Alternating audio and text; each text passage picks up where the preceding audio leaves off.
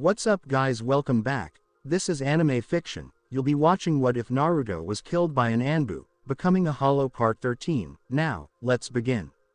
As night fell, the noise subsided, and the academy staff permitted the students to return to their dormitories. Rukia and Renji stood before Renji's dorm, observing the condition of the dormitory that clearly mirrored the recent turmoil experienced within its confines. It resembled the tranquility following a tumultuous upheaval. A tempest generated by their associate. Previously, Rukia experienced a surge of intense Reiatsu, a formidable force so overwhelming that it led her to question whether the Reiatsu truly originated from Naruto. Once she overcame her fear, the lecturer had already started to direct everyone out of the academy, citing safety precautions without providing further details. Naruto accomplished it, Rukia said quietly to herself. Her eyes meticulously surveyed the surroundings, anticipating Naruto's sudden appearance. Where have they taken him? I am quite frustrated. Renji expressed his frustration with a powerful strike against a partially damaged wall, the impact producing a resonant thud. The educators are unaware of his whereabouts. The city is vast. Locating him will prove to be more challenging than discovering needles in a haystack. We can proceed to the 10th squad, Rukia proposed, her tone calm yet resolute.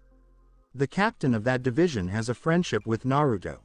Renji appeared doubtful, yet he nonetheless nodded in agreement. This was the sole lead in determining Naruto's location. Certainly, let's proceed. I appreciate your concern for my well-being. As Rukia was preparing to depart, a familiar and playful voice interrupted the moment. She turned decisively, her gaze locking onto Naruto. He stood there with his arms crossed, a playful smile adorning his face. As always, his restrained Reiatsu exhibited a level of intricacy, nearly detectable on the surface yet profoundly deep within. Naruto, so you're fine, Rukia remarked, clearly surprised by his appearance. We were preparing to search for you. Are we feeling disappointed? Were you anticipating the opportunity to come in and assist this individual in need? Naruto playfully jested, the enigmatic quality of his voice rendering the remark difficult to overlook. Today is not the appropriate time. That is quite unreasonable, Rukia responded, her cheeks taking on a subtle blush. She delivered a light kick to Renji, directing him towards Naruto. Please provide an explanation. Before Renji could proceed any further, Momo and Toshiro obstructed his path, their expressions laden with unspoken scrutiny. Your absence was noted during a critical time, Momo remarked, her voice reflecting her disappointment. You both are exceptional friends. Toshiro acknowledged with a solemn nod. I was aware that Renji exhibited cowardly behavior.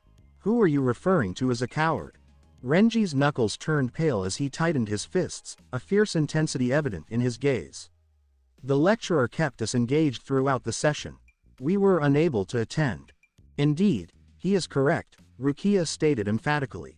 I will always support a friend in need.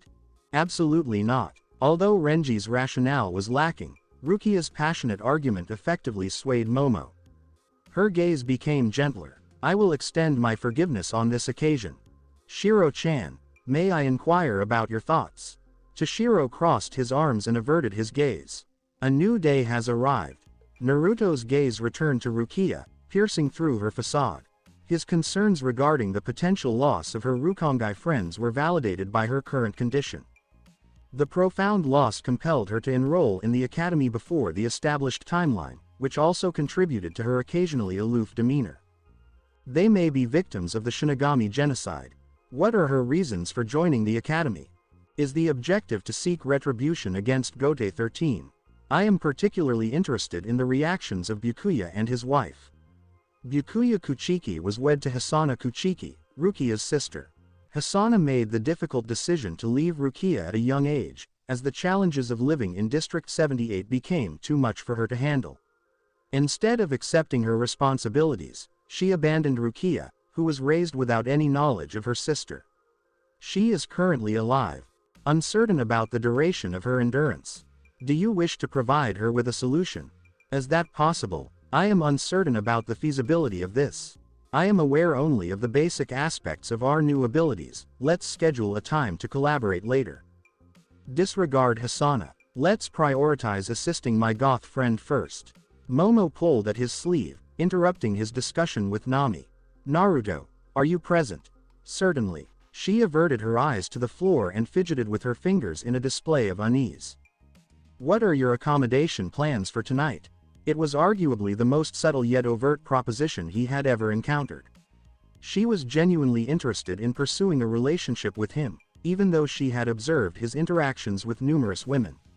Her admiration was truly remarkable. Momo's evident infatuation with Naruto elicited a range of responses from those around her. Rukia's expression was one of deep concern, her thoughts remaining enigmatic. Toshiro responded with a casual shrug, fully aware of Momo's feelings from the very beginning. Renji chuckled, displaying his amusement openly. What is this? Am I witnessing the emergence of a new romantic relationship? Momo's face flushed a vibrant red, her eyes growing wide. She gestured animatedly, nearly making contact with Naruto's face. You are overanalyzing the situation.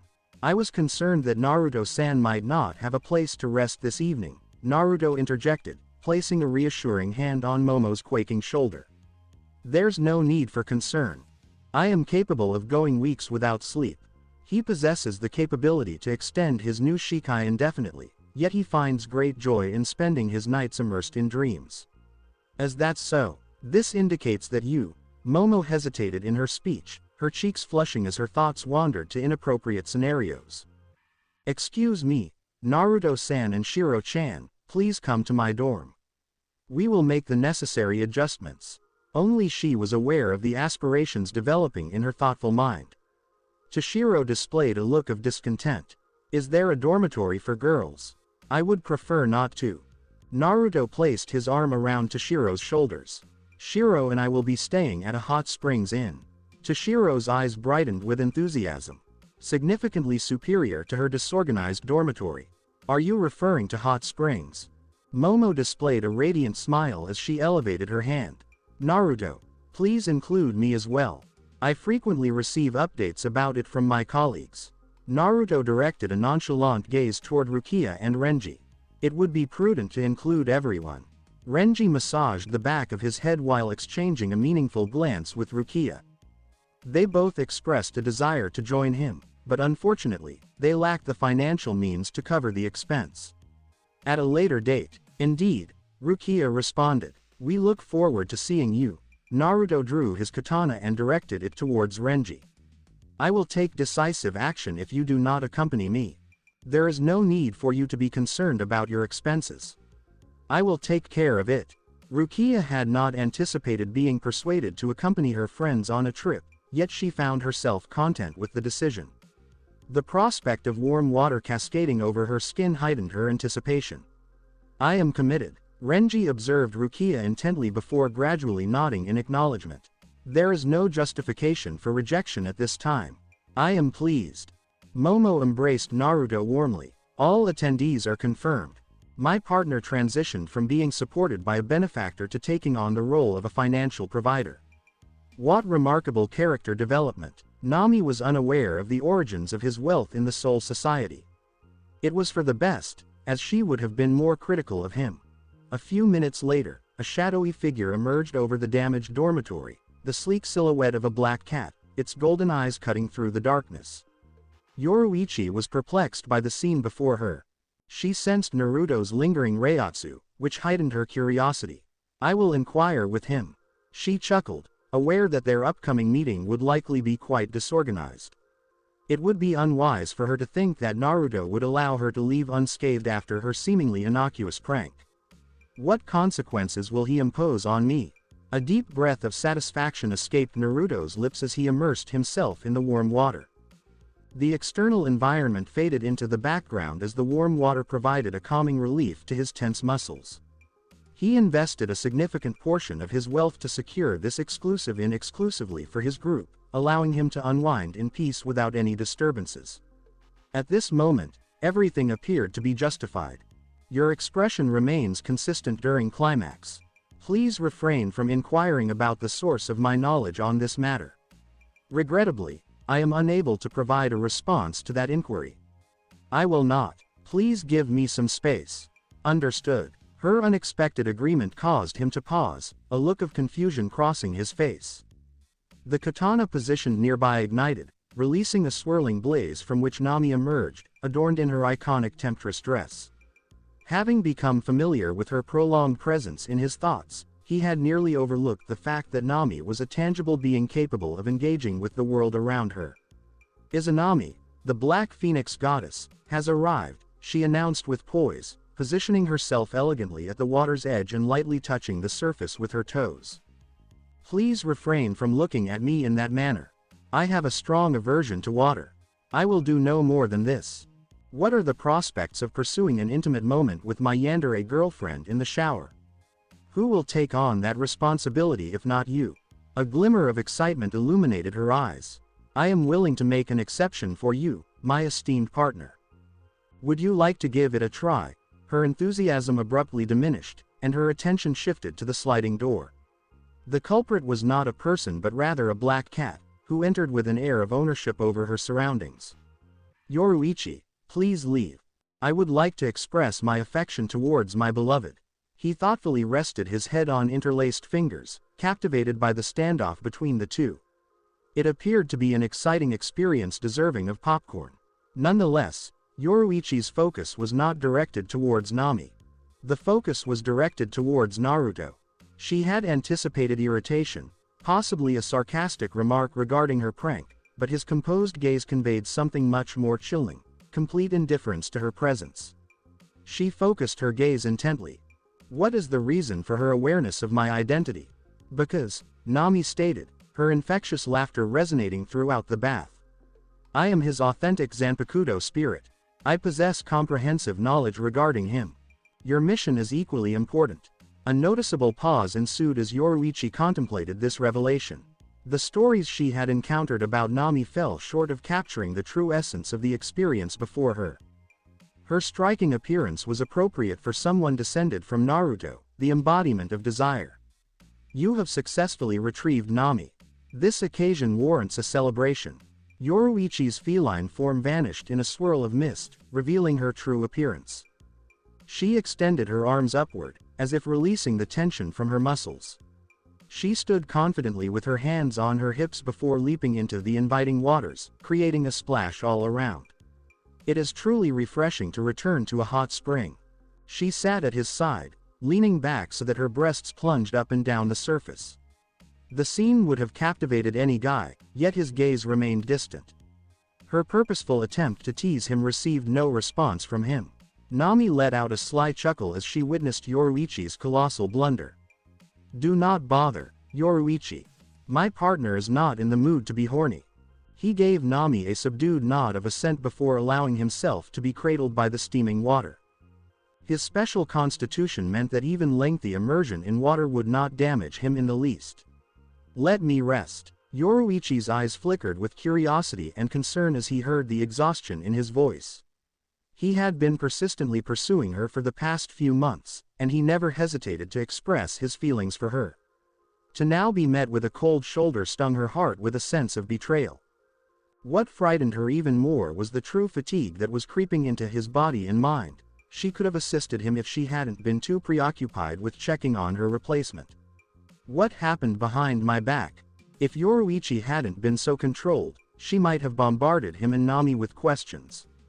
It can wait. Nami gave Yoruichi a silent nod before sparking into a flaming dance and merging with his katana, leaving only the two of them in the intimate setting of the hot springs. Yoruichi could feel Naruto's academy mates close, which made her nervous and added to the embarrassment of perhaps being found in such a compromising situation with him. He acts like a brat. What's to be terrified of? Despite her uncertainty, she chose to remain vigilantly by his side. However, as time passed and his breathing became more calm, it became clear that he had fallen asleep soundly.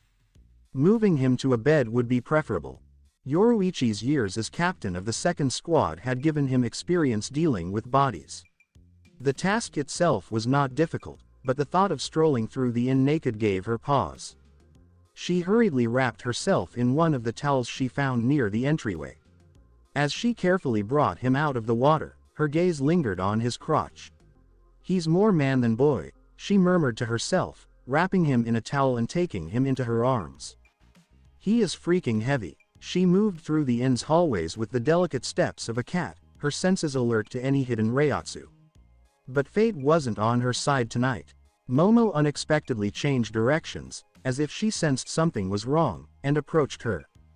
Rather than try to hide, Yoruichi simply stood there, allowing Momo to discover her. As their gazes connected, a slew of emotions danced over Momo's eyes, like the colors of a sunset sky. The bottle of milk she was holding was quickly set aside as she ran forward, fueled by a tornado of concerns. What happened to him? He is just sleeping, Yoruichi said gently, hoping to assuage Momo's concerns. Don't be worried. Momo felt a rush of understanding, followed by curiosity. And you are another one of Naruto's girlfriends. Yoruichi just nodded, unwilling to complicate her identification. He had flings with scores of women in the academy alone. Nobody would mind adding to his list of conquests. I'm Yor. That's a strange name. Momo arched an eyebrow but did not question Yoruichi more, instead focusing on the subject at hand. Naruto's room is that way. Come. Naruto had not expected to wake up trapped between Momo and Yoruichi after making the unplanned decision to sleep at the hot spring inn. But now he was flanked by two women, as if he were the object of their desire. Yoruichi's knee sat possessively on his stomach, and her arm draped intimately across his chest, giving the image of a lover's embrace. To his astonishment, while he and Yoruichi were dressed scantily in towels, Momo's loosely worn kimono lent a touch of charm to her cuteness. What the hell did I do last night? Stay calm, partner. Neither Yoruichi nor Momo touched you. I was watching you all night. I wish I had a camera to catch your gorgeous faces. His main concern had been the danger of inadvertently crossing a line with Momo when tired. He sighed with satisfaction, knowing that no such incident had transpired. Thanks, I suppose. Hey, how do you feel now? I feel lively, energetic, almost free. I'm back. That's the spirit. You have a meeting with Unamama today. I hope she behaves or I will burn her to ashes. Not on my watch, partner. Dealing with Nami's wildness had given him confidence. He hoped his encounter with Unohana would not turn into a fight. Given the skills of her Bankai and his Shikai, they had the capacity to continue an unending cycle of renewal, a wet dream for Unohana but a nightmare for him. Yoruichi moved next him, her eyes flickering open.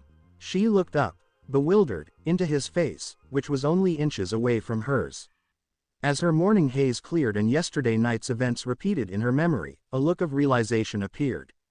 She let out a gentle murmur and sat up, stretching languidly as her towel fell to her lap. Good morning, Naruto. Before you ask, I pulled you out of the bathtub and threw you here. His brows furrowed in perplexity. He carefully moved Momo so she wouldn't wake up. Why? What did you do to me while I was sleeping? She smirked. Nothing, you moron. I persuaded Momo that I was one of your girlfriends. Sleeping elsewhere would have been strange, so I stayed with you. She casually motioned towards Momo. As for her, I believe you're already aware of her reasons. Yoruichi had expected at least a hint of astonishment from him over the girlfriend hoax. However, his expression remained undisturbed. He was still irritated with her. What did I do? Is this related to yesterday? Yoruichi became aware of her anxiety over a little topic. I cannot let him wander away from me. We have to finish this mission together. On the subject of Momo, you crossed the line yesterday. Why did you lie to her? Yoruichi's eyes shook at the inquiry. I did well in encouraging her to seek strength. Think about it. She adores you. The notion of you getting wounded will make her amped up. It became evident to him that Yoruichi was not playing with Momo casually. She had intentionally used his conflict with Soifan to propel Momo's development. Yoruichi realized Momo would have to stake her ground at the academy after learning Naruto and Toshiro were both set to graduate early. Momo's ability to fend for herself will be dependent on her strength. He shakes his head. They are not part of our plans. Why mess with their lives? Momo had a promising future as a Kido genius. Currently, she hadn't learned much about Kido outside of theories, as Kido training would be part of the second semester, where she'd get an opportunity to display her gift. To make them survive the world or what else? Yoruichi replied casually. Have you forgotten the aim of this academy? They are here to become Shinigami. And Shinigami's primary responsibility is to purify hollows. They fight the hollows. And, she locked eyes with him, her stare keen and unwavering. What if she meets some Arankar, like your companions? Her whole squad may be devastated. A few tears shed now to realize her full potential is a reasonable exchange, in my opinion. He couldn't deny the logic behind her approach, no matter how cunning it was. Increasing Momo's strength could be beneficial, whether in the ranks of the Gote 13 or outside the Soul Society. You made Momo believe that I almost died, so she could fight this hypothetical hollow, he replied, puzzled. Since when did you become so manipulative? Despite her good intentions, she had made his connection with Momo quite unpleasant. He had to put her down a little or she would be encouraged to cause more chaos in his life. Yoruichi stared at him unblinkingly. You, of all people, should understand my principles. Manipulation is not in my playbook. I behaved in the best interests of the young girl. Nami's fiery apparition appeared by his side, pointing at Yoruichi.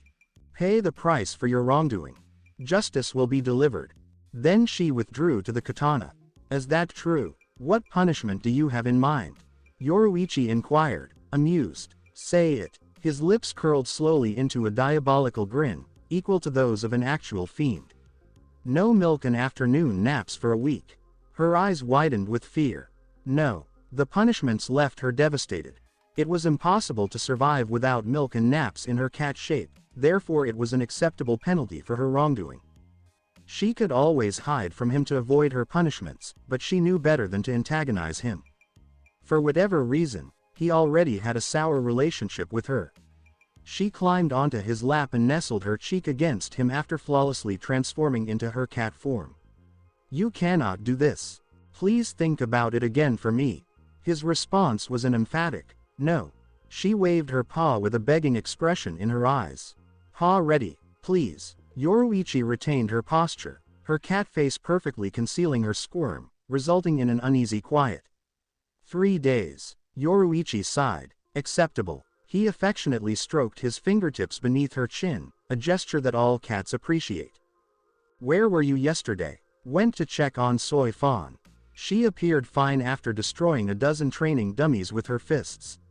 You and I both know she isn't giving up, he said quietly. She is coming for your ass. Yoruichi moaned. What did I do to deserve it? Despite treating Soy Fawn like any other member of her squad, she had unknowingly gained her successor's unwavering adoration. Being lovely is sinful, don't you agree? With so many men chasing after me, I can't help but agree, she sighed again. What happened at the academy? Naruto updated her on the recent developments at the academy. Upon completion, he noticed Momo observing him, remaining in the same position. Upon observing his gaze, she offered a smile. Good morning, Naruto and Yoruichi. Where has Yor-san gone?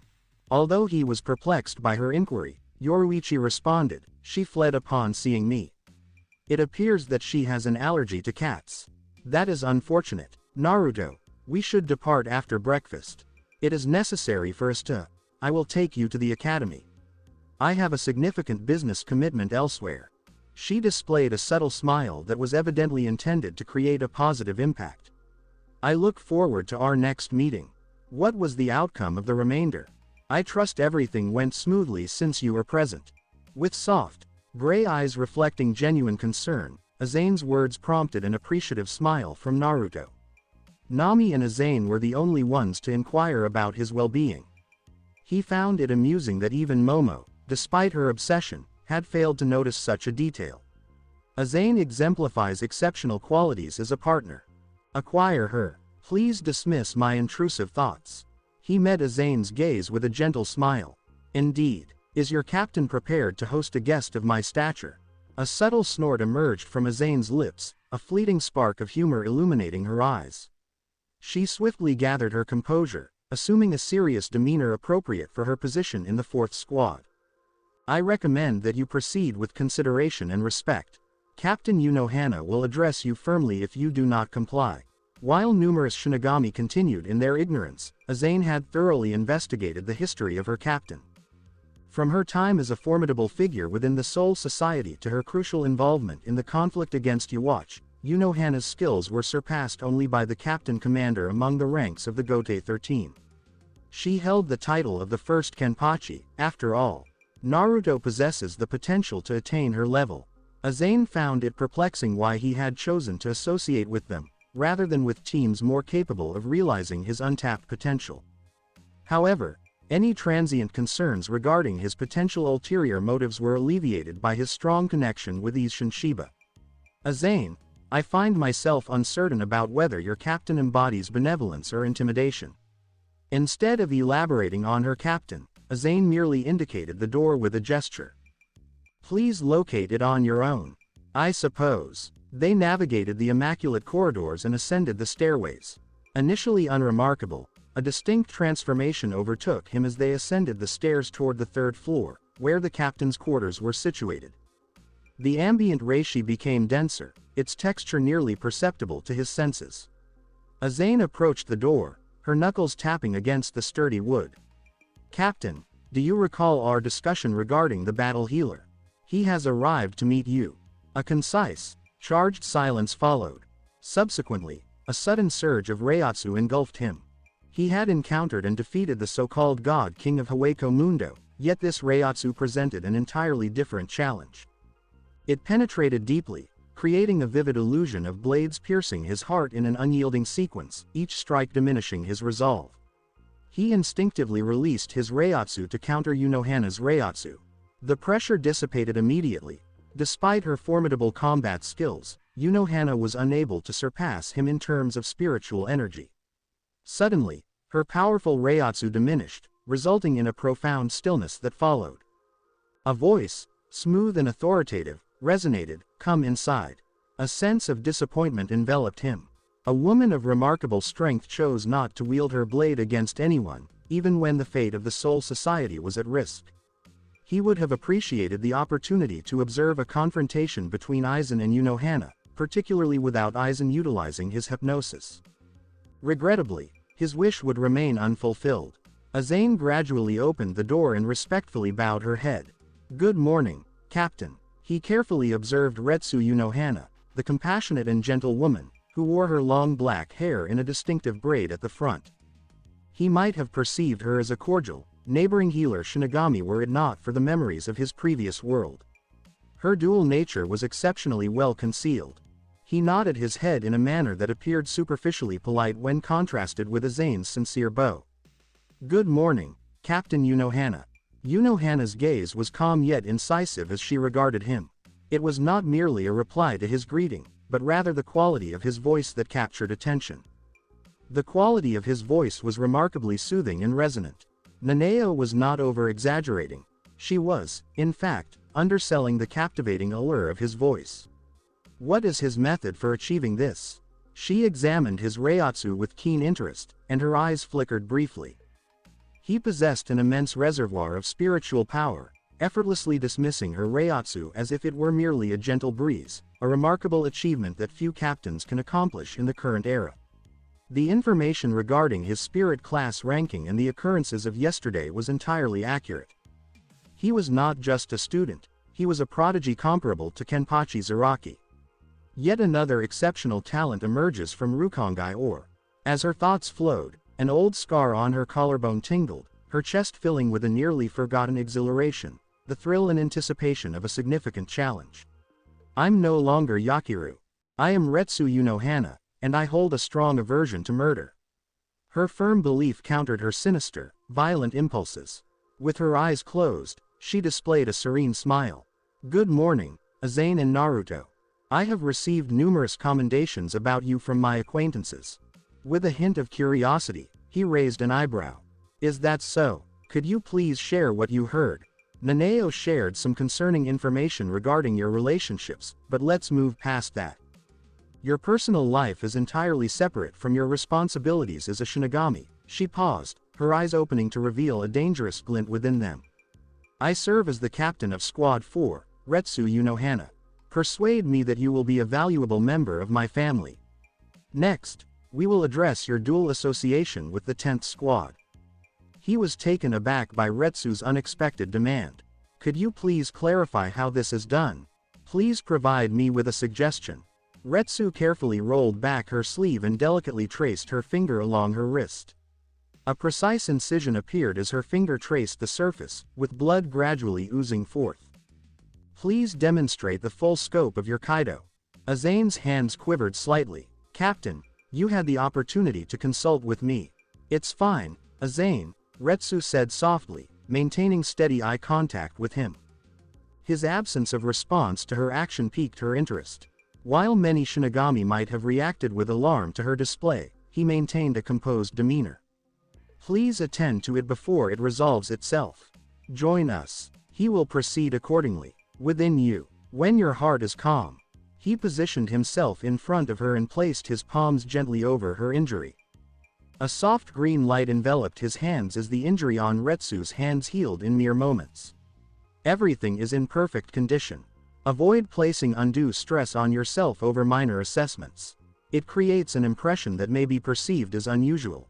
Her smile remained steadfast despite his words. According to Shinigami's standards, your ambition to join 2 divisions is considered unusual.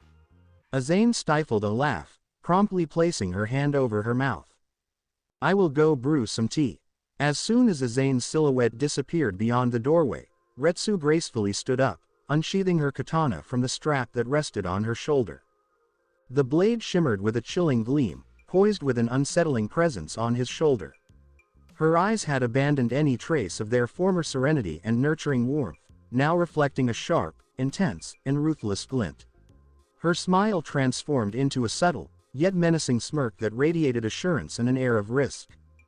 The individual before him was not merely the captain of the 4th squad, she was the first Kenpachi, the most formidable criminal to have ever entered the Soul Society. Naruto Uzumaki, she murmured, her blade drawing nearer to his throat. Achieving a draw against Soi Fan on your inaugural day at the academy, captivating the faculty of the institution, and subsequently overpowering Soi Fan, an expert in Hakuda, using only your bare hands. Please provide the information. Could you please identify yourself and clarify your intentions regarding Squad 4? What are your plans? The sharp edge of Retsu's Zanpakuto brushed against Naruto's skin, yet he stood resolute, returning her intense gaze with steadfast composure. I am precisely who I claim to be. The events you referenced are simply representations of my abilities, rather than signs of any harmful intention. The atmosphere surrounding them became heavy, almost palpable. Retsu gradually descended to one knee. As Yakiru Unohana, she would have taken decisive action to prevent any further discussion by severing his vocal cords long before it could continue. However, she had left that past behind, transforming into a woman dedicated to supporting others. Are you aware of the reasons behind Soi Fan's desire to engage in combat with me? As I reflected on the ceremony, I found myself smiling, despite the katana's edge pressing against my skin. You, more than anyone, should comprehend her stubbornness. His voice, recognized for its ability to influence others, conveyed a deep sense of sincerity. He recognized that, when facing an opponent of Retsu's expertise, the truth served as his most effective tool. Her grip on the hilt eased just a fraction, an acknowledgement that he had made a prudent choice in his strategy. What is your objective in becoming a member of the Gote 13? You. That one word caused her expression to shift into a thoughtful frown. Could you please clarify? I have a strong interest in you, Captain Unohana. I require your presence more than you might realize. She was accustomed to flirtation, yet Naruto's boldness, making advances on her while the threat of her Zanpakuto hung overhead, left her astonished. She was once again reminded that she was interacting with the infamous playboy of Shino Academy. She never considered the possibility of being perceived as a non-existent threat. Her confidence in her combat abilities was unwavering and resolute. Please provide an explanation. Please remain calm, Captain, he murmured, clearing his throat as he carefully held the edge of her Zanpakuto. I aim to excel in Kaido skills. I aim to be as efficient and prepared as possible when encountering a worthy opponent. Engaging fully in my pursuits without concern for my physical boundaries, that is my strategy. She sensed the intensity and desire in his voice, and it caused her heart to race. Nevertheless, she exercised control, ensuring that her darker impulses did not overpower her. Your Kaido exceeds the average standard. I believe you are seeking my guidance to enhance your skills. Indeed, the authentic essence of healing. It encompasses more than merely the physical action, it embodies its very essence. The equilibrium between existence and cessation, along with the parameters that delineate them. He paused, his gaze sharpening with intent. If anyone comprehends my yearning, it is you, Captain Unohana. Time appeared to stand still as Retsu considered his request. With deliberate poise, she withdrew her blade, the fervor in her gaze diminishing. She sheathed her katana, once again donning the smile characteristic of the esteemed captain of Squad 4. Regrettably, I am unable to provide mentorship at this time. She sincerely wished for his success in facing his pivotal challenge, yet she was unable to assist him. His presence triggered her instincts, which needed to remain suppressed. Naruto raised an eyebrow in authentic astonishment. It is unfortunate. I believed the first Kenpachi would comprehend my circumstances. That was a lifetime ago, she replied, her eyes briefly reflecting a hint of nostalgia as she recalled the remnants of a bygone era. I have evolved beyond that individual. Should you truly desire to enhance your skills, consider having Azane as your mentor. She excels in the utilization of both Kido and Kaido. He smiled slyly. I'll make you think again by beating Vice Captain Azane. He'd seemed so promising that she couldn't help but notice him. The boldness of his confidence made her smile grow. The smile of a veteran who was happy to see a new person excited. I hope you do well in your business. At that moment, the door swung open and Azane came in, putting a tray on the floor. She looked around, her face showing that she was confused. Is it just me, or is the room colder? She couldn't put her finger on what was different in the room. Don't worry about that. Captain Unohana said that I have to learn Kaido spells from you, Azane. Partner being the bottom. That's a new fetish. Azane looked at her commander with a question in her eyes, and he nodded to show that he understood. Welcome to Squad 4. I'll save the remainder for when you graduate and become a full member of our group. He said, it won't take more than 2 weeks, and then he lifted a cup of tea to his lips. You make some great tea for someone who loves porridge. Azane's worried face made Retsu laugh. Azane thought she wouldn't grow if she kept eating porridge. He replied, that didn't work out, and the fun in his voice made it sound like the life or death fight that had just happened was over. I think tall women are really cool and interesting. Please, don't tease, Azane said softly, her cheeks turning hot. When Naruto exited the barracks, Yoruichi landed in front of him. Let's go home. He had previously told Momo, Toshiro, Rukia, and Renji about his plans to leave. His last job was to see his old friend Kyan. It was perilous to use Garganta because the 12th squad was always on the lookout for any strange things happening in space that could mean an invasion. Hollow assaults could even happen in the Soul Society. Hopefully, Kyan isn't on a mission. We can always talk his wife into opening the gate. True, Azane had drawn a map to the 13th squad. Even so, Naruto had a hard time getting about the place. It was Yoruichi who finally led them, using her recollections of the place to do so. When they got there, he immediately saw an unusual pair of Shinigami, a small woman with a pixie cut of blonde hair and a larger male with messy curls and a short goatee. You big idiot, Kyan said to us, send this letter. We'll drink after we send this letter, the young woman said, waving an envelope in the air. Are you a dumbass? We can do it after we drink. I said no. The tension between them was palpable, exacerbated by a long-running argument over responsibility versus pleasure, and neither side was willing to give in. You know who they are, right? Kyan's dumb subordinates. The girl is Azane's sister. Naruto walked over to them and put his hands on their shoulders. Could you please show me where Kyan is? His calm voice broke up their fight like a scalpel through butter. The young woman looked at him with interest before looking at Yoruichi. With a big smile, she waved to Yoruichi. Your cat is cute. I am Kion Kotetsu. This guy is Sentaro Katsubaki. When she introduced herself, Sentaro's brow twitched. He playfully hit Kion on the back. Dumbass. What was that, Katetsu? Naruto stepped in and stopped them from fighting again. Do you have any relation to Azane?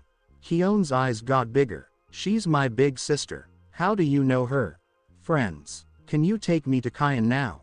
Kion put her hands on her hips and smiled, calling the vice captain by his first name without using the right honorifics. You guys must be friends. Kion was in charge of almost all of the 13th squad because their captain was always sick, even though his men didn't often show their respect for him. Kion was one of the most important members of the 13th squad. You can say that. Kion indicated to the door behind her with a dramatic sweep of her hand. Kion is sleeping in the garden. Come with me. Naruto ran across a tall, pale man with long, white hair on his way to meet Kion.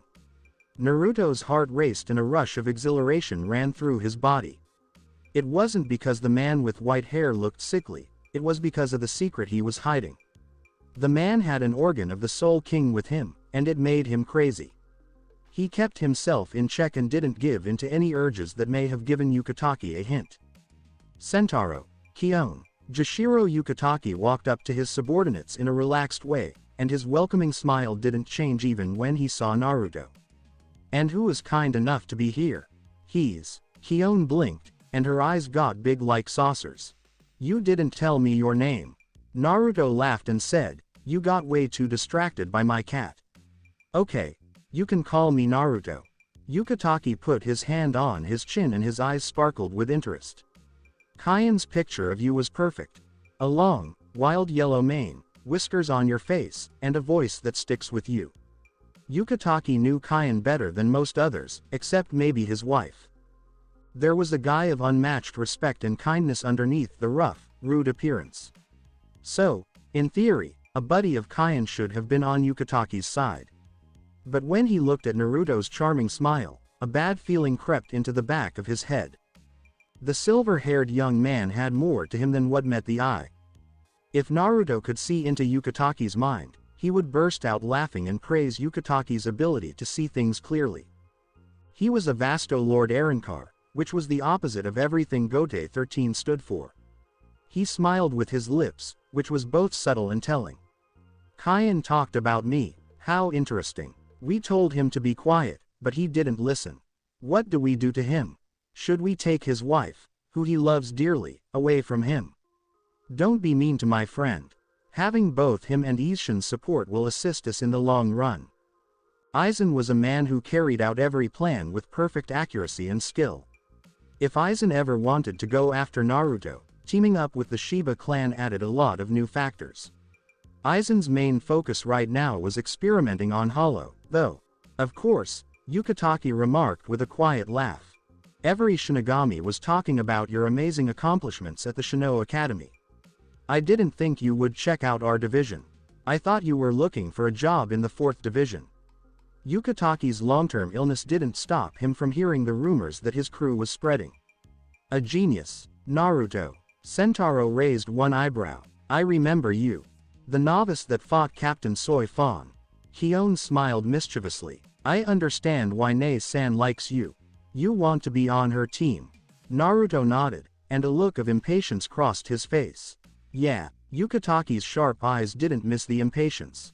He put his hand on the shoulder of Sentaro and Kion. Kion gave you a job, right? Put it first. I'll take care of our guest. The two people bent their heads right away.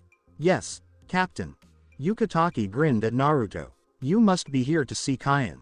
Come with me. Thanks. Naruto followed Yukitake and was amazed by the huge property, which looked like a never-ending maze of living spaces and training grounds. He had time to talk to his Zanpakuto spirit while he was walking. Nami said in a cryptic way, Yukitake Jashiro, the carrier of Mimihagi, the right hand of the Soul King. You know why you're excited, partner. Soul King. That's right. I think we are pieces of him. This is my working idea or headcanon. Nami didn't know more about their situation than he did, but she could see all of his memories, even the strange ones from long before. It helped her come to conclusions that he couldn't easily argue against. It has to be true. How else can you explain my powers and my link to Hogyoku? Yes. Do you wish to eat Mimahagi and get his special power, stagnate? This power stops things from happening against your will and slows progress. It's not as good as Almighty, but it's still better than your ordinary Bankai. Mimahagi's stagnate could get around Yuacha's Almighty's ability to see the future. It could hold the three kingdoms together once it was linked to the Soul King's body.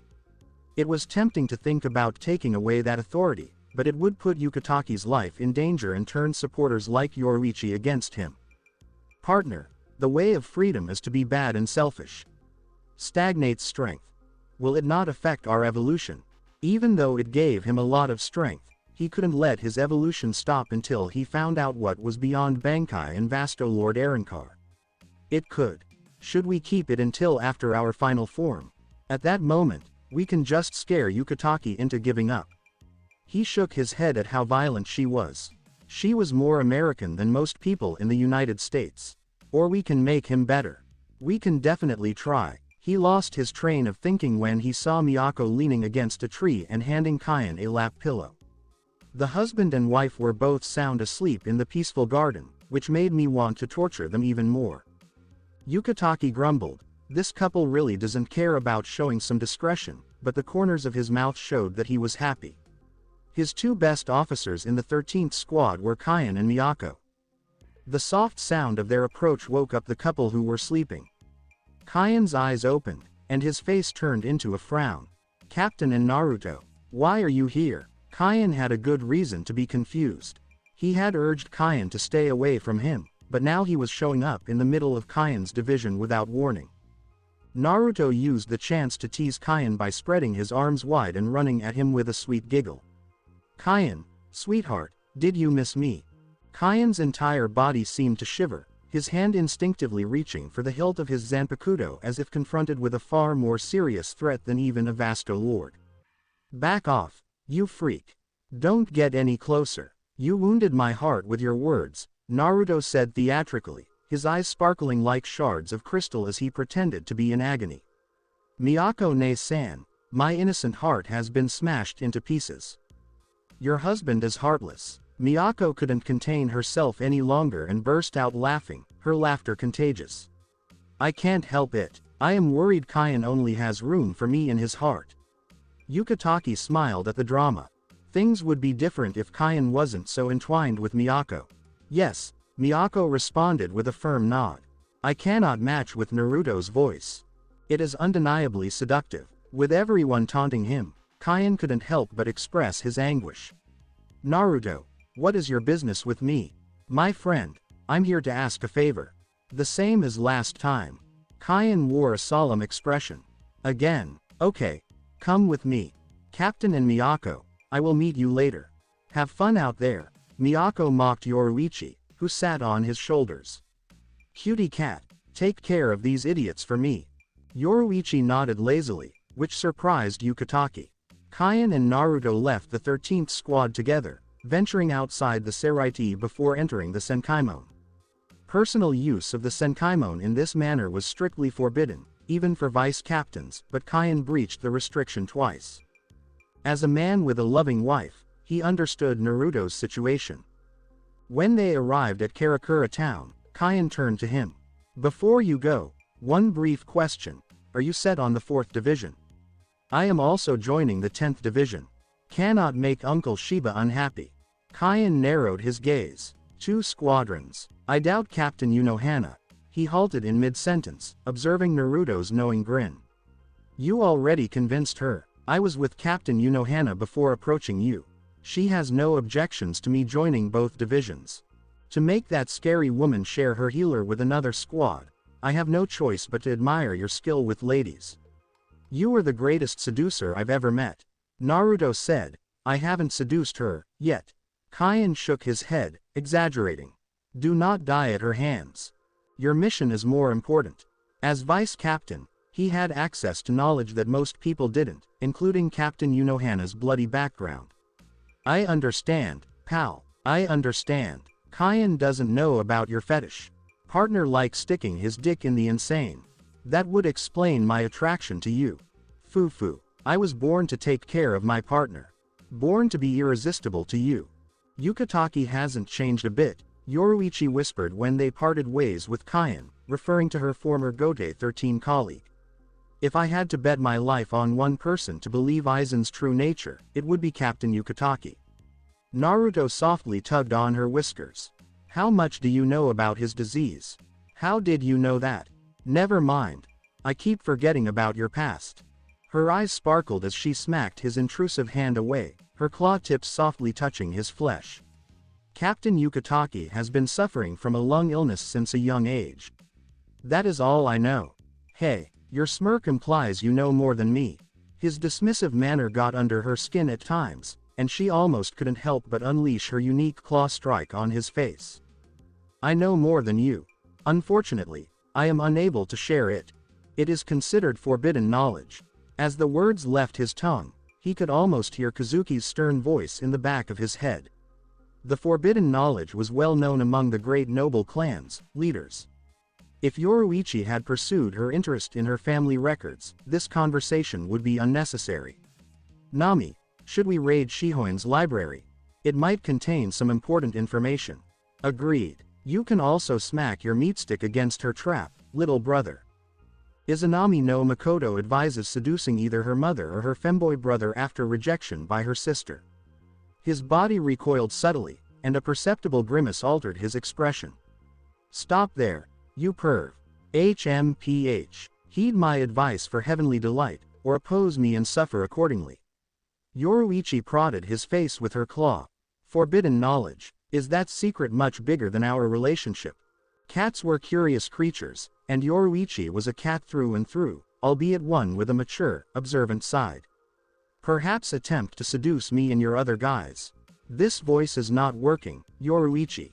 With an audacious click of her tongue, she cleared her throat loudly. How about now? Is this voice better? His eyes widened slightly. She spoke to him in a voice identical to her human form, a symphony in contrast to her unpleasant old man voice. She squinted her eyes at his surprise. I can change into a cat. What led you to believe I couldn't modify my voice? He shrugged. All hail our flash goddess and her mysterious spells. That's correct, mortal. Worship me. One meaningful compliment was sufficient to divert her attention away from the prohibited knowledge. That's the cat for you. Inside a darkly lit living room with shadows dancing in the corners, a vintage CRT television's flashing black and white colors lighted the space sporadically. Mila Rose was laid out on a sumptuous couch, her long legs resting casually on Apache's lap. Apache would have exploded in rage if she had paid attention to Mila Rose's arrogant demeanor. Fortunately, they coexisted in harmony and tranquility thanks to their shared interest in the dramatic story playing on the monochrome screen. Just then, ding dong. The incessant ringing of the doorbell disrupted the peaceful calm. Apache's eyes narrowed to slits. Harabelle will not be returning until late afternoon. Sung Sun had left to spend time with Lisa, and would return after sunset. Could it be him? Her heart flutters like a butterfly. Her enthusiasm level skyrocketed at the prospect of a reunion. Months of texts from the hell butterfly only alleviated her loneliness so much. She craved the tactile touch of her lover. A shove to her chin, however, brought her back to reality. Get the door already, Mila Rose lazily demanded, prodding Apache with her toe. Apache, are you there? Apache tightened her grip on Mila Rose's ankle, her eyes burning with rage. Sung Sun was correct about you. You were completely hopeless, even by the standards of a lioness. A lioness searches for her pride, and you fucking sit in front of the television all day. In Japan, persons like you are referred to as hikikomori. Apache swept Mila Rose's legs off her lap and darted towards the door. Her heartbeat quickened as she could smell his distinctive perfume on the other side. With almost reckless hurry, she flung the door open, nearly yanking the wooden piece with her brutal force. Naruto. She radiated joy, with a smile as dazzling as the sun. But that light dimmed considerably as her gaze fell on the lovely woman clinging to him, her wicked horns and the slight reiatsu that revealed her ethnicity. She felt a sharp twinge of envy as she sensed the woman's reiatsu. You're a vasto lord. A wave of emotions washed over her, bringing home the fact that yet another woman in his life had accomplished what she had so desperately desired.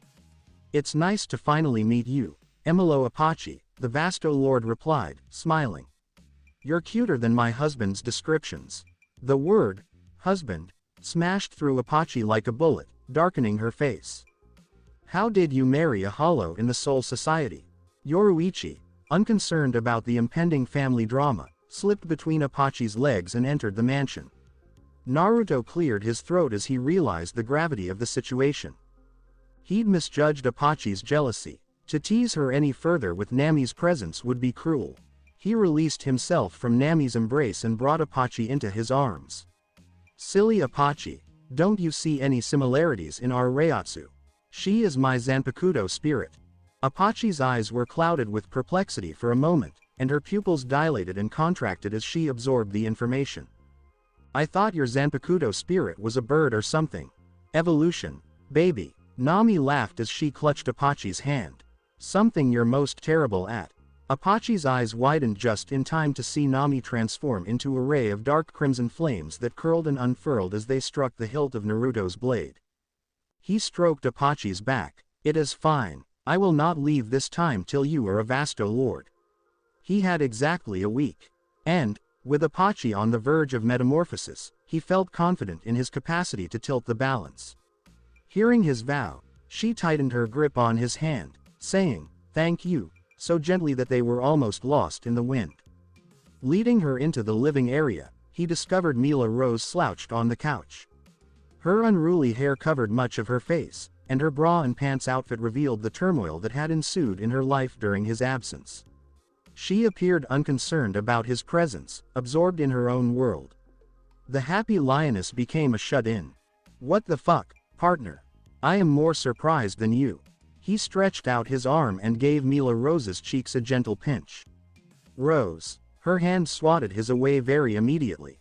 It took her a moment to recognize his presence, but once she did, her eyes widened and a smile spread across her face. You are returning after 3 months. You're busy pounding Shinigami women, correct? Yoruichi's laughter burst forth uncontrolled delight. Naruto had actually bedded over a dozen women. She could have halted his wickedness, but he was enticing them to unleash his Zanpakuto spirit. He needed a Zanpakuto to proceed in the Gote 13, therefore it was a necessary evil for the mission's completion. Unless he entered the 11th division, where raw prowess was more important than Zanpakuto progress. A lot of shit happened, he added, shrugging. By the way, I don't sense Harabel and Sung Sun around. Sung Sun visited Lisa's home. Harabel, Apache said, hesitantly. She is at her job. He lifted an eyebrow, perplexed. Job? Since when? The atmosphere abruptly changed, with everyone sensing a Reiatsu eruption in the center of town. What in the hell? Over a dozen hollows. He scowled as he noticed the sudden appearance of countless presences. With the approaching test in Karakura town, he had every reason to believe it was planned by Aizen. Apache, I understand you want to eat them, but not now. Can you stay here? Apache grumbled. If Mila Rose stays here with me. Mila Rose shrugged and turned off the TV by flicking the remote. I don't want to stomp on low-level freaks. Skull and Yoruichi can leave. Thanks for understanding, you too. Yoruichi, come with me. Just a side note. Mila Rose chose this path for a reason. It has a lot to do with her relationship with Naruto and her identity as a hollow. Naruto showed up wearing a nice fedora that hid his face. The hat wasn't just a fashion choice, it was a way to keep Shinigami from recognizing him. He also had Yoruichi silently hopping from roof to roof instead of strolling next to him. Yoruichi was a good friend, yet he may have given away his identity by being with her. A shocking sight awaited him. Cheer Harabel was already there, gently holding a young girl in her arms. The girl who was shaking was a plus, which is the spirit of a dead person. The hollows that were about the streets would have eaten the plus if Quincy and the other person hadn't been playing with them. Naruto recognized Soken as the middle-aged man who was shooting reishi arrows at them and hurting them. Soken's limbs became blurs when any hollow tried to move forward, and he punched and kicked with perfect accuracy. He was very sure of himself and was able to hold off almost 30 hollows without killing any of them. The difference in fighting skills between Izumi and Soken wasn't solely because of their Reiatsu. Soken had a lot more expertise and knowledge of Quincy tactics. He is at the top of his game right now. By the way, partner, your mom looks great in that attire. His eyes turned to Haribel, who had changed out of her royal clothes and into something more casual, a white cropped jacket over a dark black top, and white pants that matched the rest of her outfit. She was proudly showing off her well-defined abs. Lisa and Sung Sun are here. The strange pair of friends showed in and started watching the fight.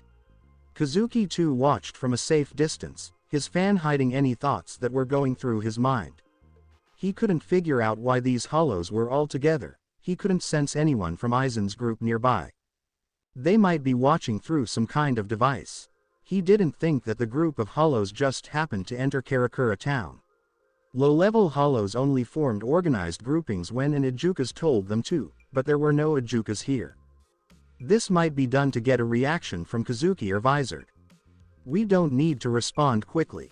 His eyes got bigger. Nami's careful answer was like a wolf feeding a sheep instead of eating it, which is impossible. I'm just putting your safety first. We don't have enough evolution to beat Aizen. We'll hide and act like cowards till we do. There was something wrong with Nami, but he didn't say anything. Izumi, on the other hand, had completely healed from her leg injury, which meant she could use blood methods for both offensive and defense. They had a lot of weapons, but they held back and just stopped the hollows from killing other people. A small group of Shinigami showed up within 10 minutes to fight off the hollows. Naruto quickly guided Haribel and the girl into a short alley next to the turmoil when the time was right. The female hit him in the leg. Bad guy, shish. Haribel's fingers pressed softly but firmly over the small girl's lips, stopping her cries before they could echo in a place full of spiritual beings. She then looked at Naruto, and her gaze softened into a kind grin. You're back. About an hour ago. This is a kid. You know my name, right? It's Aikawa Hino, the girl said, her eyes wide and flashing with adolescent defiance. Who are you? They call me Genji Hikaru. Haribel's fingers lightly touched Aikawa's thin shoulders. I found her haunting kids at my school. When I approached her, she ran away to this location. I stayed just in case Izumi needed help. She had seen a lot of people like Aikawa in Naruki City and Karakura town. They either became food for hollows or turned into hollows themselves after a long time. She didn't want one of those things to happen to the little girl. Naruto stroked his chin. I can clean her up and send her to the Soul Society. He didn't like the idea of Rukongai because it was just a dark and pointless eternity, but it was better than a young soul becoming a hollow. After all, babysitting was never one of his favorite things to do. I'm not going anywhere. Aikawa's voice broke with a childlike tone of defiance. I'll stay at the school. Papa will come to get me. Haribel looked down, and a subtle sadness clouded her gaze. Naruto, can we bring her home? The query had a mother's worry in it. Haribel was ready to do the emotional work of helping Aikawa accept how things are right now. It was hard to talk about, especially with someone so young. He knelt down and put his hands on Aikawa's shoulders. Do you remember where you live? She looked away, and her cheeks became a shade of red. I forgot. But Papa knows. He always picks me up after school. Naruto carefully chose the next words he said. What if I write a note to your papa at school and ask him to come get you from our house? She stepped back and pointed at him. Do you want to take me hostage? There was a pause in the air, and then muffled laughing shattered it. Husband came back and decided to eat a fruit that wasn't ripe yet. He knows how to keep things intriguing. He attracts trouble. On the day he comes back, a group of hollows attacks our village. Is this a coincidence? I don't think so. Sung Sun and Lisa tried to get on his nerves in their respective ways, but they didn't really bother him. Lisa's old persona helped him figure out how to deal with Aikawa without putting Haribel at danger of being linked to Aikawa in any way. Cheer, can you let me handle Aikawa? She thought for a moment before nodding. You just got back, and don't worry. Think of it as my first test as a Shinigami. Aikawa, you're coming over to our house. This house is this huge. He smiled pleasantly and opened his hands wide to try to convince the young girl. It also has a pool. Aikawa's eyes lit up, and she forgot everything about her doubts. Wow, yes, nice. I could need your help, Lisa. Lisa's brows furrowed as he asked her to do something. She had been away from any Shinigami duties for a long time, so being asked to help with purification was like going back to the world she had left behind. She nevertheless nodded, but it was with a heavy heart. Lisa-senpai will help her Kohai. He smiled, and the corners of his eyes crinkled. Well, since we're both older than you wouldn't be my senpai, you'd be my great-grandmother. Lisa laughed in a broken way. Fuck you, I'll kill you. Sung-sun held her. Oh no, my pal wants to assassinate my spouse and leave me alone. What do I need to do? It's easy. You kill your pal. Quincy, are you the one who called the hollows? Azumi's eyes were clouded with the fatigue of fighting all the time. Her muscles hurt, and her spirit felt like it had been drained. So when the leader of the Shinigami squad accused her without any proof, she lost it. Yes, of course, I was feeling alone, so I asked these hollows to eat with me. You can arrest me for working with the people of Hueco Mundo. She put her hand up and told the Shinigami to put her in handcuffs. Go ahead and take me in. Everyone in the Shinigami squad laughed except for their frowning captain. You're nuts. Soken, who was next to Izumi, shook his head. Please forgive what she said. We're just as confused as you are about the sudden hollow activity. Izumi was scowled at by the head of the Shinigami. Okay, I'll let this slide just this once because of your hard work. Okay, guys, we're leaving, we said. Soken sighed as the Shinigami walked into the Senkaimon and Izumi stormed out. The hollow bait didn't work this well. What made this happen? Mila Rose was staring at Naruto as the door creaked open with a sense of dread. Wow, he brought home a new girl.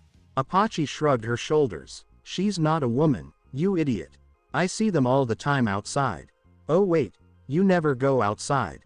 She laughed and pointed at Mila Rose. Mila Rose's teeth ground in anger as she heard the stinging derision. It shook her to her core. She got off the couch and ran up the stairs with a yell of pent-up anger, disappearing into her room like a wounded animal. There she goes. Naruto shook his head. Wow, Mila Rose was already feeling bad. You really put her in a bad mood. That's not right. Sung-sun nodded her head in a sad way. Apache, that was really mean. Why don't you spend some time with Rose later, husband? Even though the lioness said otherwise, Mila Rose's mind was clearly affected by his absence. A little bit of his tormenting would definitely make Mila Rose feel better. Ikawa gazed at Apache with utter disdain in her eyes, much like Lisa. Evil Oni-chan. Bullying is not good. Ikawa's forehead was flicked by Haribel. You aren't innocent either. Don't forget what you did to the kids at school. She turned away from him and said, I was bored of waiting. He laughed at what they were saying and told Apache to go with Ikawa. She didn't fight back and pulled the naughty little girl into her room. He told everyone to sit down once everything was ready. Cheer, let's speak about what you do for a living. I assume you work at a school. In what way? Cheer, Haribel said, a teacher at an elementary school, with her arms folded neatly and a touch of a smile on her lips. She got her dream job as he was banging his teachers and older students to discover a way to fix his Zanpakuto. He smiled just thinking about Haribel getting what she wanted. That's crazy. How did you do that without a degree in education? Haribel didn't even have a real name, let alone the skills to be a teacher. He wanted to know if she lied or scared her way into getting her ideal job. She looked at Sung-sun with a knowing look, and Sung-sun proudly puffed out her chest. I couldn't have done it without you or Sung-sun. She knows Izumi, which helped me get in. Oni-chan helped Tear. I guess I'll thank her later. You really need to meet her, Lisa said, her voice unusually severe. Between her crazy training and her obsession with Quincy, she's hurting her body. Azumi's amazing skills today were the result of a strict training schedule. He didn't expect her to escape by exercising hard instead of carrying out her Quincy revival strategy to bring back the Quincy race. Oni-chan is still a long way from her 30s. She can get through these challenging times. Lisa hit her thigh in anger. I can't help but worry, damn it. She's so passionate that I'm worried she'll burn out, like a firefly. People wouldn't think she was sentimental because she was so into books, especially sensual ones. Izumi and her service had become so important to her that they had completely transformed her priorities. If he had kept away from Karakura town, none of this would have happened. That is just the beginning. We are the hurricane that will wipe apart every particle of the canon timeline. The light of a firefly is all the more beautiful because it is destined to fade, he said with a cheeky smile. Maybe the Quincy race needs her brilliant light to rise again. What value does the brilliant light hold if it casts a shadow of sorrow behind it? Harabel inquired with a composed expression. Devoting oneself to a cause is commendable, however, it carries a sense of melancholy. Her gaze became distant, suggesting she was contemplating the profound philosophical implications hidden within her own statement.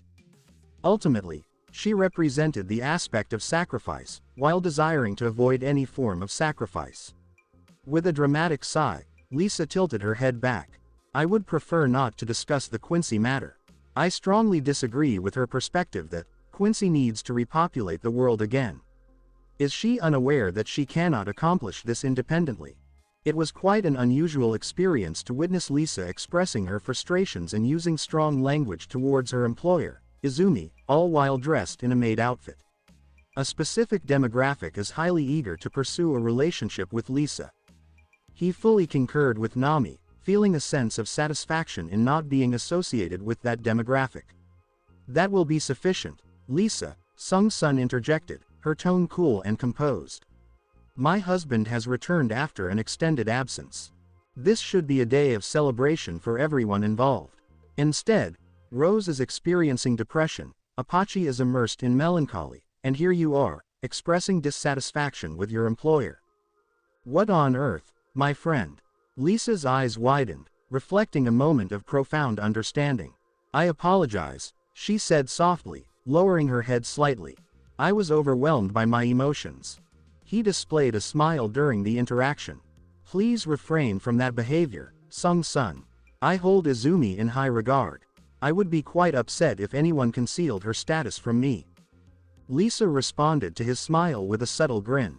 Indeed, Kohai, you were responsible for addressing the situation with Izumi. Would you be open to discussing a potential agreement? Please attend to my employer, and I will handle the child you brought along. I assure you that the child will transition to the Soul Society without any regrets. Agreement. She deceived herself. Inappropriate behavior. Harabel appeared to be thoughtfully considering their arrangement. In contrast to Naruto, Lisa possessed decades of experience as a Shinigami. She could be confident that Aikawa would ensure her proper send-off to the afterlife. I would like to introduce you all to Izanami. Upon his summons, his Zanpakuto spirit appeared before them, drawing their focus as if she were an extraordinary and captivating entity. Nami stood confidently, her chest held high as she offered a self-assured smirk in response to their scrutiny. Hello, partner. Your tendency to display your soulmate as if they were a mere commodity is quite concerning. You are an asset, my sword. Could I perhaps serve as your reliable kitchen knife instead? This approach allows me to rationalize a significant reduction in my competition. Absolutely not. Lisa adjusted her glasses with a subtle smirk. The likelihood of a male possessing a female Zanpakuto spirit is relatively low. Your intense desire brought her into being. Sung-sun found herself unable to suppress a light laugh. That is my charming husband. Nami moistened her lips with a hint of mischief. The partner exemplifies focus, commitment, and unwavering determination. And I will not tolerate his actions. Quote. Sung-sun directed her attention towards Harabel. Do you have any thoughts regarding your preferred egg? Harabel folded her arms, wearing an expression of complexity. She had cared for Nami's egg with the utmost dedication, treating it as if it were her own. Observing Nami as a fully developed Zanpakuto spirit brought back a wealth of cherished memories from Huko Mundo. Welcome to the family, Izanami. Nami acknowledged the warm welcome with a smile. Nami is the name I go by. I appreciate your support during my most vulnerable time, Mama Harabel. Apache swiftly descended the stairs, her reiatsu emanating from her gigai. Mila Rose and Chiruchi have gone missing. Chiruchi surveyed the stark expanse of Hueco Mundo, a landscape so desolate it reflected the abandoned towns of her recollections. The passage of time had left this place untouched, and the emptiness surrounding her provided no incentive to revisit it. She directed her attention to her companion, Francesca Mila Rose, who was vigorously engaging a mountain with determined strikes of her sword, the individual accountable for pulling her back into this predicament. Francesca, this is not appropriate. We must return. Mila Rose executed a powerful swing, splitting a boulder in two and embedding the blade of her zanpakuto into the ashen ground. I prefer to embrace my freedom. What is the reason? Could you please provide details on the situation? Did Naruto make a statement? That individual, negative response. He had never. Mila Rose declined with a shake of her head. Let it go. We are currently located in Hueco Mundo. Let's proceed to eliminate some hollows. Chiruchi responded with a casual shrug. Do not anticipate my support when the leader brings you back to the living world. Considering Naruto's protective nature, she anticipated that he would seek out Mila Rose sooner rather than later, and the possibility of punishment was certainly within the realm of expectation. I sincerely hope he addresses your immature behavior appropriately. Mila Rose let out a low, sardonic laugh. Allow him to approach. I will address the situation directly. Indeed, my friend. Wishing you success in your battle against the King of Arankars. No, he is merely a prince. With a commanding voice, she declared, I shall be the Queen of Hollows, raising her sword high, as if to challenge the deities that dwell beyond the veil of darkness. I will eliminate the individual currently in power and take the position for myself. I will assume the role of Empress in this realm. Her statement echoed throughout the barren landscape. Chiruchi sighed and began to massage her temples, clearly exasperated. Please recall our leader's caution regarding the Hollow Hunter. Mila Rose firmed her grip on her sword and offered a confident smirk. I am not afraid. There. A loud burst of laughter interrupted their conversation. On a distant cliff, a hollow emerged, his presence undeniably commanding attention. Have you heard that, Brother Grimjow? This individual aspires to become the Queen of Hueco Mundo. This hollow, characterized by a blend of human and beastly features, exhibited a bull-like face, accompanied by a prominent hollow hole in its abdomen. His lengthy blonde hair cascaded behind him, while his broad, armored shoulders and imposing horns enhanced his formidable presence. A second hollow appeared alongside the first, characterized by its slender and skeletal form. He donned a mask reminiscent of medieval knights, featuring an elongated claw tail that extended from the back of his head. The aspiration of the ordinary individual may be a lofty ideal, yet a genuine leader will build their realm from the most basic of foundations. A different Ijukas approached to join the pair, a sandworm behemoth featuring a crested head that resembled that of a hammerhead shark. It is widely recognized that Grimjow embodies the qualities of a true leader. His rise is merely a question of timing. Additionally, two more hollows emerged. The first displayed a striking crown of vibrant red hair, a strong torso, and pauldrons that rose above his shoulders, resembling wings. His lower body was covered in a dense layer of fur. The second was a formidable Jillian, standing tall above all, his mask and reiatsu revealing his Ijuka's status despite his outward appearance. Together, they radiated an immense reiatsu capable of effortlessly overpowering a Jillian. That is, until their leader appeared, stepping out onto the cliff's edge. A white panther, its eyes illuminated by an otherworldly blue light, gazed intently at Mila Rose. His spiritual pressure was almost equivalent to Apache's in her base form. He was just one step away from reaching the Vasto Lord level that Apache desired. Could you please clarify your identity? Grimjow inquired, or more accurately insisted, on understanding the essence of Mila Rose's existence. You are undoubtedly an Ijukas, but what accounts for your appearance? Your presence resembles that of the Shinigami I consumed years ago. It is highly unappealing. Grimjow exhibited a slight sense of confusion. He had not encountered an Arankar nor had he been informed about them. His group reflected his lack of knowledge. We are Arankars, Mila Rose articulated with clarity. An appropriate advancement for our species. It is far more exhilarating to engage in the act of tearing into flesh with my claws in this particular form. Arankars. Grimjow focused his gaze intently. A fitting evolution, indeed. Your power is significantly less than that of a Vasto Lord. What constitutes an evolution in that way? In Grimjow's perspective, an evolution that did not enhance strength was not an evolution at all. His singular ambition was to ascend to the status of a Vasto Lord and acquire the power to obliterate all obstacles in his way. Mila Rose's expression shifted to one of irritation. Are you suggesting a lesser form of evolution? She wielded her sword, directing its tip towards Grimjow. Please, engage with me then. A lioness confronts a panther. Let us determine which of us holds the position of apex predator. She recognized Grimjow's capabilities. Instead, she could perceive the intense energy contained within his agile physique. He was a formidable opponent, which heightened the anticipation of confronting him. Life in the living world may have blunted her skills, and he represented the perfect challenge to refine them. Laughter. Edward Leones, the red-haired Ejukas, erupted into hearty laughter, grasping his abdomen. Oh my goodness! I must commend her efforts. She may not be the brightest, but she certainly has courage, unlike that individual with green hair. The Ejukas, Guilford Grants, emitted a low chuckle reminiscent of a bull. What is the current situation regarding the women of Hueco Mundo?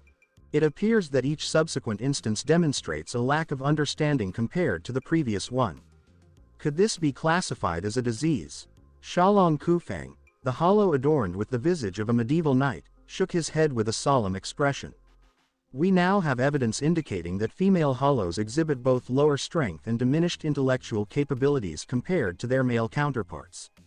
Mila Rose's jaw clenched. With a firm grip on her sword, she positioned her body with precision. Before she could advance, Chiruchi grasped her hand and held her back. Did you just refer to a woman with green hair? Did she, by any chance, bear a resemblance to a horse? It was evident that she was troubled by the mention of Neliel by a group of aggressive Ejukas. She met Neliel during her visit to the living world alongside her charming hollow companions. Neliel made the decision to support Naruto for a higher purpose, prioritizing collective goals over personal connections. She aligned with Haribel's noble aspirations for Hueco Mundo, which garnered her widespread respect from the members of El Inverso. Chiruchi's inquiry quelled Mila Rose's escalating anger. That cannot be Neliel. She will not avoid addressing this issue.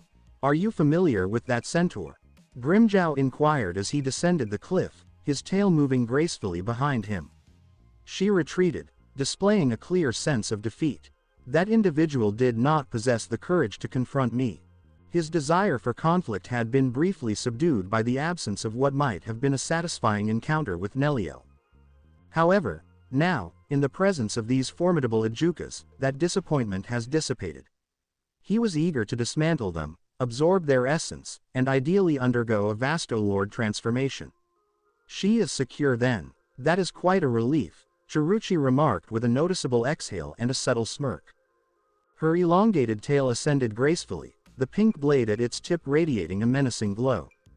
You were fortunate that Neliel chose not to engage with you. My lord would have taken decisive action against you had anything occurred to Neliel. Disregard Naruto. Haribel would have decisively defeated these groups. Mila Rose exhibited a complete lack of respect for Grimjow and his associates. Grimjow exhibited a fierce expression, his fangs prominently displayed in a show of enthusiasm. Do you provide services to someone? This Haribel, or this, liege, possesses greater power than either of you. The concept triggered a rush of adrenaline within him. The individual referenced may be a Vasto Lord, a formidable entity that Grimjow has long desired to confront in combat. Could you please inform me of his location? Mila Rose displayed a confident smile. Disregard him. You will be engaging in a confrontation with me. With impressive agility, she advanced towards Grimjow, wielding her sword with precision. A significant shadow loomed over her as the imposing bull Ejukas descended in her path, causing the ground beneath them to tremble. Guilford Grants's crimson eyes glinted with a hint of malice, filled with unspoken disdain as he loomed over Mila Rose. Brother Grimjow's just not into women right now. I'll take you out and give your soul to brother. He's going to evolve today. Mila Rose gave her lips a little smack. So, your name is Grimjow. Okay, Grimjow. Check out the evolution you referred to as inferior, it's got some seriously impressive power. As she spoke, a huge wave of pale golden energy burst forth from her. Grimjow stood firm, but Yilfort was throwing from dozens of meters away from her. But, even he wasn't free from surprise. Mila Rose's Reiatsu had nearly doubled, getting close to the levels of a Vasco Lord. Mila Rose made sure he grasped the real potential of an Arankar. She tossed her golden hair back and gave a smirk.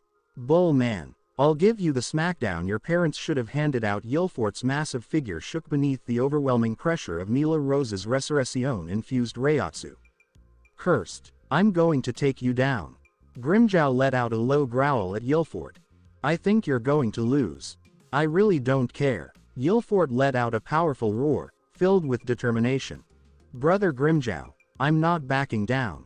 With his eyes closed, Grimjow casually mumbled a nonchalant acknowledgement. Just do whatever you feel like doing. Yilfort leaned forward and dug his claws into the ground, getting ready to charge just like those bulls Mila Rose had watched in cartoons. A yellow Reiatsu wrapped around him as his already massive form grew even larger. My horns are ready to take on anything. With a loud roar, he launched himself forward like an unstoppable force filled with pure rage. Mila Rose, full of wild energy, dropped her sword to the ground. She leaned forward and charged at him. No hey sonido, no weapon, just pure speed coming straight from her muscles. The collision was massive, with the Hollow and Arankar slamming into each other like two giants. Their impact created a huge wave, stirring up the sands into swirling storms. As the sandy haze lifted, Mila Rose emerged triumphant, her golden hair fluttering in the breeze, truly living up to her Zanpakuto's name, Golden Lion General. Yilfort was sprawled on the ground, his armor in pieces and his once mighty mask now cracked, just like his horns. Blood dripped from his head, giving his hair a spooky look.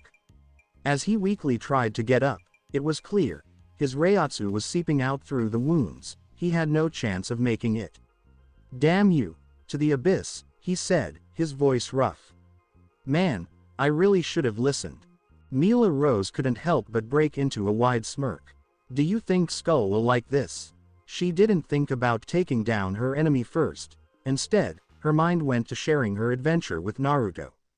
She suddenly understood what had been missing from her life. That emptiness that TV and games just couldn't satisfy, was the thrill of hunting and sharing her catch with Naruto. Hold on, why would I, for a surprise gift?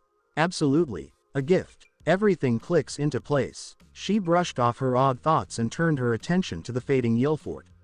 It's a shame your Reiatsu couldn't match mine, things might have turned out differently. What's your name? I'm going to add your name to my hall of memories. Yilfort, Yilfort, Grants. His friends gathered around Yilfort, whose strength was waning, and every breath he took brought back memories of the good times they had shared over the years, maybe even 100 of them. Seeing their fallen friend really fired up their anger. Even Shalong, usually the calmest of the bunch, couldn't help but shoot a venomous glare right at Mila Rose. Chiruchi hurried over to Mila Rose and handed her sword back to her. Her purple eyes took in the four Ijukas, all looking like they were ready to tear Mila Rose apart. Francesca, go ahead and choose your two.